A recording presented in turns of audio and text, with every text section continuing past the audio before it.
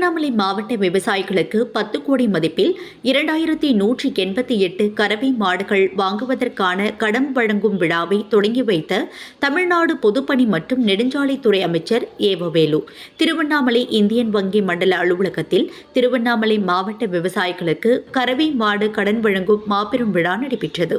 திருவண்ணாமலை மாவட்ட ஆட்சியர் பாஸ்கர பாண்டியன் தலைமையில் நடைபெற்ற இந்த விழாவில் தமிழ்நாடு பொதுப்பணி மற்றும் நெடுஞ்சாலைத்துறை அமைச்சர் ஏவவேலு கலந்து கொண்டு குத்துவிளக்கேற்றி தொடங்கி வைத்தவுடன் 1094 பயனாளிகளுக்கு 10 கோடி மதிப்பில் 2188 கறவை மாடுகள் வாங்குவதற்கான கடன் வழங்கும் முகாமினை தொடங்கி வைத்தார். தொடர்ந்து விவசாயிகளிடம் சிறப்புரையாற்றிய அவர், விவசாயிகளின் பொருளாதாரம் உயர உறுதுணையாக இருக்கும் தொழில் கோழி பண்ணை மற்றும் பால் உற்பத்தி என்றும், பால் உற்பத்தியில் தமிழ்நாட்டில் 3வது இடத்தில் திருவண்ணாமலை மாவட்டம் உள்ளதாகவும் அவர் கூறினார்.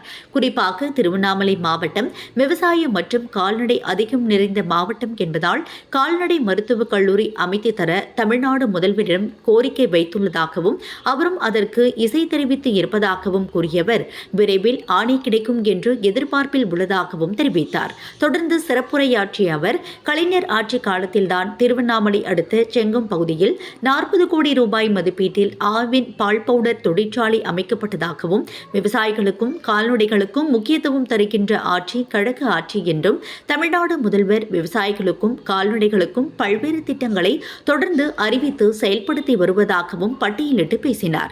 இந்நிகழ்ச்சியில் மாவட்ட ஆட்சித்தலைவர் பாஸ்கர பாண்டியன், திருவண்ணாமலை நாடாளுமன்ற உறுப்பினர் CN அண்ணாதுரை, மாநில தடகள சங்க துணைத் தலைவர் டாக்டர் ஏவவே கம்பன், சட்டமன்ற உறுப்பினர்கள் மு பெகிரி, சரவணன், ஜோதி உள்ளிட்டோர் உடனிருந்தனர்.